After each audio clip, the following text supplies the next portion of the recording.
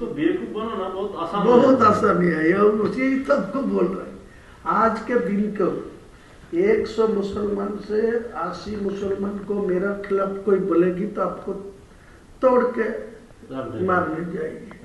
देख लीजिए आप परीक्षा करके, ऐसा ही हालत आप उनके इमोशन को पकड़ लिया। ये जो बाबरी मस्जिद वाला इमोशन है इसको पूरा पकड़ लिया। इसीलिए तो मैं जानबूझ के ये वो तो आपको कुछ आदमी मेरे को धमकी दे रहा है, बोला वो बाबरी मस्जिद को छोड़ दीजिए, तुम हुमायूं को नाम पर करें, तुम दूसरा को नाम पर ले हुए। लेकिन वो दूसरा नाम पर छोड़ेगी तो इमोशनल टूट जाएगी। आज का दिन में जो इमोशन है बाबरी के नाम पे है। মুসলিম ভোট ব্যাংকে প্রভাবিত করতে বিজেপির কাছ থেকে হাজার কোটি টাকা ডিল হয়েছে। স্টিং অপারেশনের ভিডিও প্রকাশ করে দাবি করেছে তৃণমূল, যদিও তার সত্যতা যাচাই করেনি এস নিউজ। ওই ভিডিওয়ে শোনা গিয়েছে হুমায়ুন কবির কোনো একজনকে বলছেন বিজেপির কাছ থেকে তিনি হাজার কোটি টাকা চেয়েছেন মুসলিম ভোটকে প্রভাবিত করতে। এর মধ্যে 300 কোটি টাকা অগ্রিম চেয়েছেন।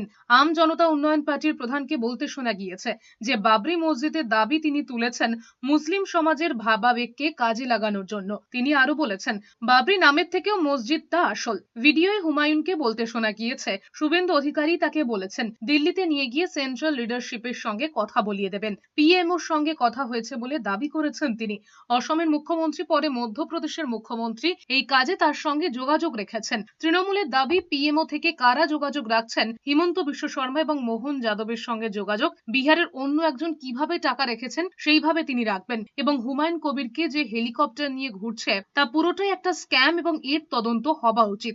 এই ভিডিও প্রসঙ্গে ফিরহাদ হাকিম বলেছেন মুসলিম ধর্মাবেগকে বিক্রি করছে হুমায়ুন কবির, হাজার কোটি টাকা চাইছে, এই রকম কাজ কোনোভাবেই মেনে নেওয়া হবে না। তিনি আরো বলেছেন এসআইআর করে নাম বাদ দিয়ে শান্তি হচ্ছে না, এর ওপর বেঈমানগুলোকে কিনে নিচ্ছে। ভোট কেনা বেচা যায়। বিজেপি যখন এসআইআর করেও পাচ্ছে না বাংলাকে আটকাতে, বাংলার সম্মানকে নিয়ে যে খেলা করছিল সেইটাকে যেহেতু মমতা ব্যানার্জি এগিয়ে বলেছে না বাংলা এগিয়ে যাবে, বাংলা জিতবে, তাই এখন পেছন দিক দিয়ে দাঁড়িয়ে ধর্মীয় আবেগকে সুড়সুড়ি দিয়ে একটা নেতা যে পাল্টিবাজ, বারবার করে পাল্টি হয়েছে, একবার বিজেপিতে গেছে, একবার কংগ্রেসে গেছে, একবার তৃণমূলে গেছে, তাকে ধরে এবং হায়দ্রাবাদী একটা নেতাকে ধরে তারা যে নোংরা খেলা খেলছে এবং মুসলিম মানুষের ধর্মাবেগ নিয়ে যে খেলা যে চলছে সেটা তীব্র নিন্দা করি।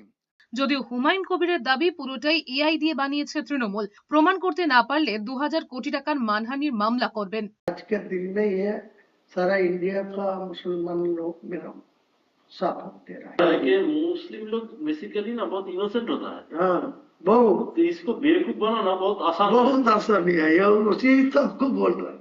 आज के दिन को 100 मुसलमान से 80 मुसलमान को मेरा खिलाफ कोई बोलेगी तो आपको तोड़ के मारने जाएगी।